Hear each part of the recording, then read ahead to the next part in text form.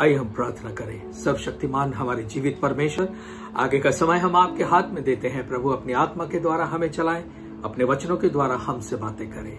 आगे का समय फिर से एक बार पवित्र आत्मा आपके हाथों में देते हुए और इन सारे भाई बहनों को आपके हाथों में देते हुए ये प्रार्थना हम प्रभु यीशु मसीह के नाम से मांगते हैं। आमीन, आमीन, आमीन। फिर से एक बार आपका स्वागत है परमेश्वर की उपस्थिति में। आइए वचनों में से देखेंगे परमेश्वर का वचन आज हमसे क्या बातें करता है। आज का वचन हमने लिया है, वो पाया जाता है पहला शमूएल उसका 30वां अध्याय 1 से लेकर 8 तक। फर्स्ट शमूएल चैप्टर 30 फ्रॉम 1 to 8। फर्स्ट शमूएल चैप्टर 30 वर्स 1 to 8। पहला शमूएल 30वां अध्याय 1 से लेकर 8 तक। ऐसा लिखा है, तीसरे दिन जब दाऊद अपने जनों समेत सिगलग पहुंचा, तब उन्होंने क्या देखा कि अमेलेकियों ने दक्षिण देश और सिगलग पर चढ़ाई की और सिगलग को मार के फूंक दिया और उसमें की स्त्री आदि छोटे बड़े जितने थे सबको बंदी बनाकर ले गए। उन्होंने किसी को मार तो नहीं डाला, परंतु सबों को लेकर अपना मार्ग लिया। इसलिए जब दाऊद अपने जनों समेत उस नगर में पहुंचा, तब नगर तो जला पड़ा था और स्त्रियां और बेटे बेटियां बंदी बनाकर ले जाए गए थे। तब दाऊद और वे लोग जो उसके साथ थे चिल्लाकर इतना रोए कि फिर उनमें रोने की शक्ति न रही। दाऊद की दोनों स्त्रियां यिज्रेली अहीनोअम और कर्मेली नाबाल की स्त्री अबीगैल बंदी बना ली गई थी। और दाऊद बड़े संकट में पड़ा, क्योंकि लोग अपने बेटे बेटियों के कारण बहुत शोकित होकर उस पर पथराव करने की चर्चा कर रहे थे। परंतु दाऊद ने अपने परमेश्वर यहोवा को स्मरण करके हियाव बांधा। तब दाऊद ने अहीमेलेक के पुत्र एब्यातार याजक से कहा, एपोद को मेरे पास ला। तब एब्यातार एपोद को दाऊद के पास ले आया और दाऊद ने यहोवा से पूछा, क्या मैं इस दल का पीछा करूं? क्या उसको जा पकड़ूंगा? उसने उससे कहा, पीछा कर, क्योंकि तू निश्चय ही उसको पकड़ेगा और निसंदेह सब कुछ छुड़ा लाएगा। यहां पर हम लोग देखते हैं कि दाऊद जो है वो युद्ध में गया था, और जब वो युद्ध से यानी फलिस्तीनियों से लड़कर वापस आता है अपने सिगलग यानी अपनी जगह पर, जब वो वापस आता है तो वो अपने नगर को अपनी जगह को उजड़ा हुआ, जला हुआ और लोगों को ये लोग बंदी बनाकर ले गए थे अमेलेकी लोग, और ऐसी परिस्थिति को वो देखता है। और उस हालत में दाऊद परमेश्वर से पूछता है कि मैं क्या करूं, और दाऊद के लिए परमेश्वर ये उत्तर देता है। परमेश्वर ने कहा, पीछा कर तो तू सब कुछ छुड़ा ले आएगा। देखिए, जीवन में आने वाली हलचल हमें ये बताती है कि जल्दी ही हमारी मुलाकात जीवन की उत्तम बातों से होने वाली है। जीवन में आने वाली हलचल ये चिन्ह है जो हमें आने वाली उत्तम बातों के बारे में बताती है। यदि आज आप जीवन की हलचल से होकर जा रहे हैं, जीवन की परेशानियों से होकर जा रहे हैं, ये वो निशानी है, ये वो साइन है कि आने वाले दिनों में आपके लिए परमेश्वर ने बहुत ही उत्तम बातों को रखा है। तो उत्तम बातों के आने के पहले जो दुख और तकलीफ होती है उसे कहते हैं उत्तम बातों को पाने से पहले की पीड़ा। यानी जो पीड़ा से हम जा रहे हैं, इसका मतलब ही ये होता है कि आने वाला समय हमारे लिए बहुत ही उत्तम है, बहुत ही बेहतर है। अब यहां इस कहानी में हम लोग देखते हैं कि दाऊद जो है और उसके साथी सिगलग में आते हैं। दाऊद और उसके साथी, ध्यान देना, ये बहुत बड़े लड़ाकू थे, योद्धा थे, वॉरियर थे, और युद्ध को जीत कर आए थे, युद्ध को जीत कर फलिस्तीनियों को हरा कर आए थे। और जब ये अपने सिगलग में आते हैं, अपनी जगह पर आते हैं, तो उस सिगलग की दशा को देखकर रोने लगते हैं।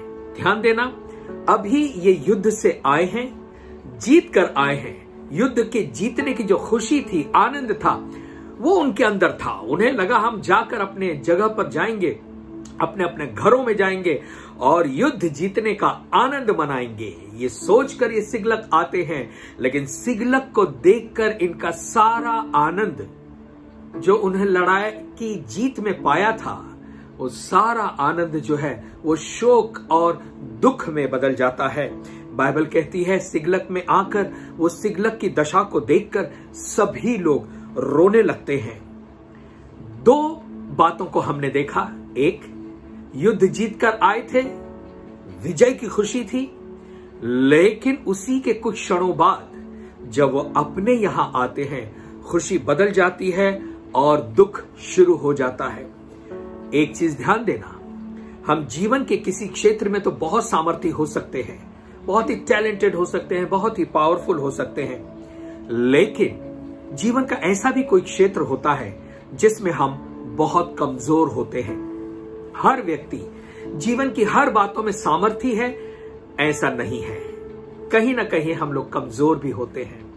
और इसीलिए जहां हम अपने जीवन में कमजोर हैं, वहीं तो हमें परमेश्वर की आवश्यकता है, वहीं तो हमें परमेश्वर की जरूरत है।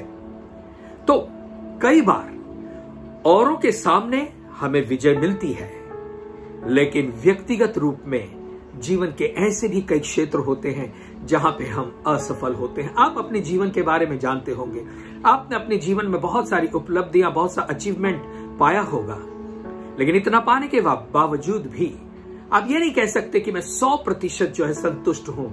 कहीं तो हमारे जीवन में कोई तो एक क्षेत्र ऐसा होता है जहां पर हम अपने आप को अकेला पाते हैं, जहां पर हम अपने आप को कमजोर पाते हैं, जहां पे हमें लगता है कि कोई मेरी मदद नहीं कर पाएगा।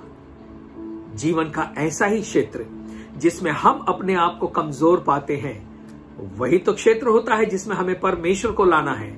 जब हम कमजोर हैं और हम अगर परमेश्वर को उस क्षेत्र में ले आते हैं, तो हम सामर्थ्य हो जाते हैं, हम जयवंत से भी बढ़कर हो जाते हैं।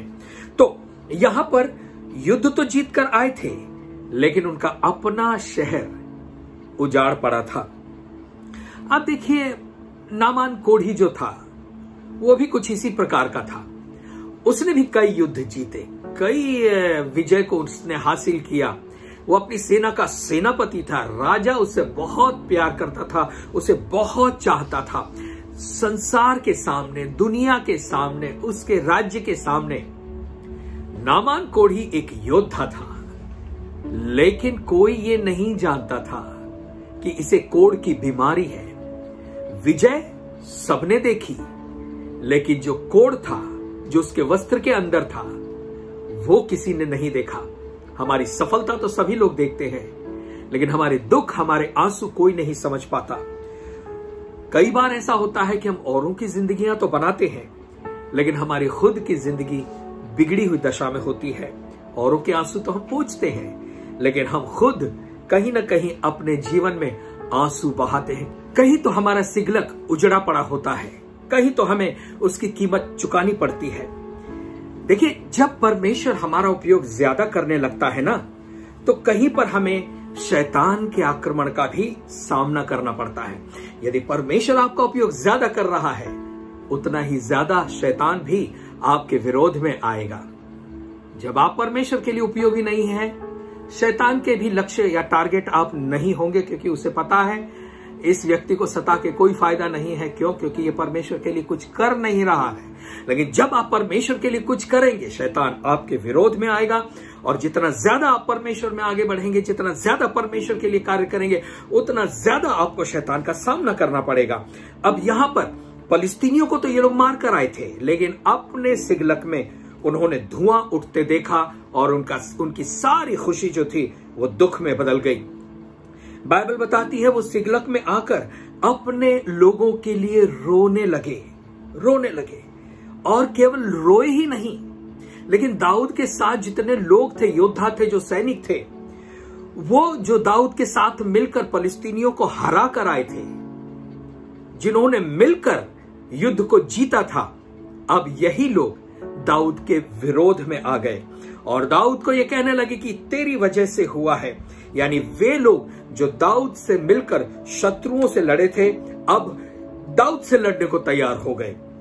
देखिए क्या होता है, जब किसी को चोट पहुंचती है तो वो औरों को चोट पहुंचाने की कोशिश करता है। योद्धा जितने भी दाऊद के साथ गए थे, जब वो वापस आए उन्हें चोट पहुंची। क्यों? क्योंकि उनके पत्नी बच्चे सब बंदी बनाकर ले जाए गए थे और इसका दुख उन्हें हुआ और इसीलिए वे सभी दाऊद के विरोध में आ गए। दाऊद के अपने लोग ही दाऊद के विरोध में आ जाते हैं, जबकि दाऊद का भी समस्या थी, उन्हीं के बीवी बच्चे बंदी बनाकर ले गए ऐसा नहीं है। दाऊद के भी लोग, दाऊद की भी पत्नी बच्चे जो थे वो बंदी बनाकर ले जाए गए थे। तो दाऊद भी उसी दुख का सामना कर रहा था जिसका उसके साथी कर रहे थे। लेकिन ऐसे समय में हम लोग देखते हैं उसके अपने साथी ही उसके विरोध में आ जाते हैं। दाऊद की परिस्थिति आप समझ सकते हैं, उसके हालत को समझ सकते हैं, जब उसका सब कुछ उजड़ गया और उसके लोग भी उसके विरोध में आ गए। देखिए, दाऊद के लिए फलिस्तीनियों से लड़ना आसान था, लेकिन ये काम जो किया था वो अमालेकियों ने किया था। दाऊद फलिस्तीनियों से लड़कर विजयी होकर आया था, लेकिन जब दाऊद फलिस्तीनियों से लड़ रहा था, अमालेकी लोगों ने जो है वो सिगलत पर चढ़ाई करके ये काम कर लिया। और इसीलिए जो फलिस्तीनी थे उनसे लड़ना दाऊद के लिए आसान था, लेकिन अमालेकियों के साथ जो है वो युद्ध करना बहुत कठिन था। क्यों? देखिए, अमालेकियों की जो लड़ाई का तरीका था वो अलग था। फलिस्तीनी लोग जो थे आमने सामने लड़ते थे, लेकिन अमालेकी लोग जो थे वो पीछे से आक्रमण करते थे। यानी कि जिंदगी में कुछ लोग ऐसे भी हमारे साथ आते हैं जो आमने सामने की लड़ाई आपसे नहीं करेंगे, वो आपके पीछे छुरा चलाएंगे, वो आपके पीछे योजना बनाएंगे, आपको पता ही नहीं चलेगा और उनकी योजनाओं के शिकार आप हो जाते हैं। कब आप उनकी योजनाओं का शिकार हो जाएंगे आपको खुद को नहीं पता चलता। और इसीलिए जिंदगी में हम देखते हैं कि एक परिस्थिति से हम छुटकारा पाते हैं, दूसरी परिस्थिति हमारे सामने आ जाती है। दाऊद को इस समय में समझ में नहीं आ रहा था कि वो अमालेकियों से लड़े या ना लड़े। उसे समझ में नहीं आ रहा था अब मैं क्या करूं। पहली बात, वो अभी युद्ध करके आया है, थका हुआ है, वो युद्ध करने की हालत में नहीं है, कमजोर हो गया है, मन से भी विचारों से भी कमजोर हो गया है और शारीरिक तौर में भी कमजोर हो गया है। ऐसे समय में बाइबल बताती है 7वें वचन में कि वो एपोद मांगता है, और एपोद जो हुआ करता था जिसे याजक पहना करते थे, उस पर उरीम और तुम्मीम पत्थर हुआ करते थे जो लोग उस समय के उससे पूछा करते थे। यानी यदि वो किसी भी बात को करना चाहते हैं तो वो करें या न करें, इसकी जानकारी यदि उन्हें परमेश्वर से लेनी होती थी तो ये एपोद हुआ करता था जिस पर पत्थर लगे होते थे, उरीम और तुम्मीम, ये उससे पूछा करते थे। अब यहां पर जो है दाऊद भी वो जो है अपने एपोद को पहनता है, यानी इब्तियार नाम के अपने व्यक्ति से कहता है कि मेरे लिए एपोद को ले आ, और वो एपोद लेकर आता है। और तब उसने जो है पूछा परमेश्वर से कि हे परमेश्वर, क्या मैं इस दल का पीछा करूं? यहोवा से पूछता है ना। दाऊद इस बात को जानता था कि जो नीति वचन 3 अध्याय 5 और 6 में लिखी है, जहां पे परमेश्वर का वचन कहता है तू अपनी समझ का सहारा न लेना, हर अपने कार्यों को परमेश्वर की इच्छा से, परमेश्वर से पूछ कर करना। और इसीलिए दाऊद जो है आगे वो अमालेकियों पर चढ़ाई करे या न करे वो परमेश्वर से पूछता है। और वो पूछता है कि क्या मैं इस दल का पीछा करूं? यानी अब तक तो मैं लड़ता आया हूं परमेश्वर, क्या एक और लड़ाई मुझे लड़नी पड़ेगी? दाऊद को पता नहीं था कि उसके पत्नी बच्चे जिंदा हैं भी या नहीं। उसे पता नहीं था उसके पत्नी और बच्चे जिंदा हैं। लेकिन दाऊद ने परमेश्वर से पूछा, हे परमेश्वर, क्या मैं इन पर चढ़ाई करूं? परमेश्वर ने क्या उत्तर दिया है देखिए। यहोवा ने उससे कहा, यानी परमेश्वर ने उससे कहा, पीछा कर, क्योंकि तू निश्चय ही उसको पकड़ेगा और निसंदेह अपना सब कुछ छुड़ा ले आएगा। यहां पर 2 बातें लिखी हैं। निश्चय तू उसको पकड़ेगा, निश्चय उसको पकड़ेगा, इसका मतलब लड़ाई का परिणाम डिक्लेयर हो गया है, घोषित हो गया है कि तू निश्चय उसको पकड़ेगा। इसका मतलब पकड़ना जरूरी है और तू पकड़ लेगा। नंबर दूसरी बात कहा है, निसंदेह सब कुछ तू छुड़ा लेगा आएगा। यानी जो तेरा बंदी बनाकर ले जाया गया है वो सब कुछ तू छुड़ा कर ले आएगा और उसमें कोई संदेह नहीं है, कोई शक नहीं है। परमेश्वर जानता था कि दाऊद जो है वो युद्ध से थका हुआ आया है, मन में दुखी है, फिर भी परमेश्वर ने उसको लड़ने को कहा और विजय की घोषणा भी परमेश्वर ने कर दी। यानी लड़ाई का परिणाम भी परमेश्वर ने डिक्लेयर कर दिया। प्यारा, आप और हम, यह ऐसा दौर है जब हम इस जो है बीमारी के मरी के काल से होकर हम लोग जा रहे हैं। आप में से कई लोगों की नौकरियां चली गई हैं, कई लोगों के बिजनेस चले गए हैं, कई लोगों की आर्थिक हालत बहुत ही खराब हो गई है। लेकिन परमेश्वर आपसे कहता है, वही कहता है जो परमेश्वर ने दाऊद से कहा, हिम्मत मत हार, निराश मत हो जा। ये मत सोच कि अब सब कुछ उजड़ गया, ऐसा नहीं है। सब कुछ उजड़ गया तो क्या हुआ? यहोवा कहता है, मैं परमेश्वर हूं, निश्चय तू जो है उनका पीछा कर, क्योंकि तू उसको पकड़ लेगा। जो छूट गया है, जो हाथ से निकल गया है, जो चला गया है, परमेश्वर कहता है पीछा कर, तू उसको पकड़ लेगा, तू उसको पा लेगा। इस दौरान में जो भी आपने खोया है, हिम्मत नहीं हारें, आप उन सभी चीजों को पाएंगे। चाहे आपने अपना पैसा खोया होगा, अपनी सेहत खोई होगी, अपना बिजनेस खोया होगा, अपना मान सम्मान खोया होगा, सब कुछ जो कुछ आपसे छीन लिया गया है इस बीमारी के दौरान, इस महामारी के दौरान, जो भी आपसे छिन गया है, आपके लिए आज का वचन है, हिम्मत नहीं हारे, आगे बढ़ते रहें, पीछा करें, निश्चय ही आप उसको फिर से पकड़ेंगे, फिर से पालेंगे। भजन संहिता 34 उसका 8वां वचन कहता है, Psalm 34:8 34:8 कहता है, O taste and see that the Lord is good. तुम हिम्मत नहीं हारो, आगे बढ़ो, पीछा करो, चेक कर देखो, परख कर देखो कि परमेश्वर कैसा है। उसके वायदे जो वो करता है वो सच्चे हैं, उसके वायदे हमारे लिए हाँ और आमीन है। जो परमेश्वर कहता है वो जरूर पूरा होगा। Taste and see that the Lord is good. परमेश्वर कहता है शैतान के विरुद्ध युद्ध की घोषणा कर दो। भले परिस्थितियों ने तुम्हें सता दिया है, भले परिस्थितियों ने निराश किया है, चाहे आपके हालात कैसे भी क्यों ना हो, बीमारी ने आपको परेशान कर दिया है तो क्या हुआ, जिंदगी में आप थके हुए हैं तो क्या हुआ, परमेश्वर कहता है पीछा कर, declare the war against the devil. और उससे जाके कहे, शैतान तूने जो भी मेरा छीन लिया है, जो भी चीज मुझसे दूर की है, जो भी तूने मेरा ले लिया है, मैं उसको वापस लूंगा। और परमेश्वर कहता है कि मैं तुझे विजय दूंगा। हालेलुया, परमेश्वर आपको विजय देगा। हिम्मत नहीं हारें। अगर दाऊद जो है वो सिगलक में आकर अपनी परिस्थिति पर रोते रहता तो उसके पत्नी, बच्चे और उसके जो भी साथी योद्धा थे, उनके भी पत्नी बच्चे वहीं बंदी बने रहते या आगे चल के मार भी डाले जाते। लेकिन परमेश्वर ने दाऊद को हिम्मत दी, दाऊद को कहा, दाऊद पीछा कर, निश्चय तू उसको पकड़ेगा, जरूर तू उसको निस्संदेह सब कुछ अपना छुड़ा कर ले आएगा। जैसे हम इस साल के दौरान गए हैं, जो हमने सोचा भी नहीं था, ऐसी परिस्थिति इस सारे संसार पे आई है।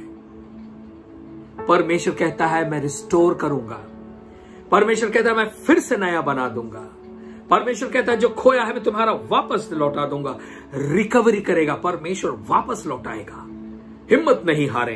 परमेश्वर, देखिए ऐसी परिस्थिति में दाऊद परमेश्वर के पास गया, वो परमेश्वर से पूछने गया। जब आपको समझ में नहीं आता है कि अब हम क्या करें, ऐसे में अपने आप को परमेश्वर के सामने लेकर आए, अपनी समझ का सहारा न लें। परमेश्वर जो आदि है, अंत है, अल्फा है, ओमेगा है, जो प्रारंभ है, जो अंत है, जो सारी बातों को जानता है, जो सब कुछ जानता है, जो समय के ऊपर भी परमेश्वर है, वो जानता है कि आपके लिए क्या भला है। और यदि आप और हम परमेश्वर से अपनी परिस्थितियों में पूछते हैं, परमेश्वर के वचनों का मार्गदर्शन लेते हैं तो विजय निश्चय ही हमारी है। तो परमेश्वर ने दाऊद से कहा निसंदेह तो सब कुछ छुड़ा ले आएगा। आज के दिन विश्वास करें, निसंदेह जो भी आपका गया है इस 2020 साल में, जो भी आपका गया है, निसंदेह वो आपको परमेश्वर वापस लेकर आएगा, वापस लौटाएगा उसे। देखिए, परमेश्वर ने वायदा किया कि तू सब कुछ ले आएगा, सब कुछ लौटा ले आएगा। लेकिन क्या आपको एक आत्मिक सच्चाई पता है? परमेश्वर ने वायदा किया तू सब कुछ ले आएगा, लेकिन फिर भी उसे लड़ना तो पड़ा। देखिए, बिना लड़े उसे उस विजय का आनंद नहीं मिल पाता। फलस्तीनियों से लड़ने की जो विजय थी उसका आनंद मिल गया, अमालेकियों से लड़ने का आनंद उसे मिलना था। परमेश्वर उसके आनंद को दुगना करना चाहता था। ध्यान दें, जो आपका खो गया है, जो आपसे दूर हो गया है, वो जब आप पाते हैं तो आपका आनंद दुगना हो जाता है, दो गुना आनंद मिलता है।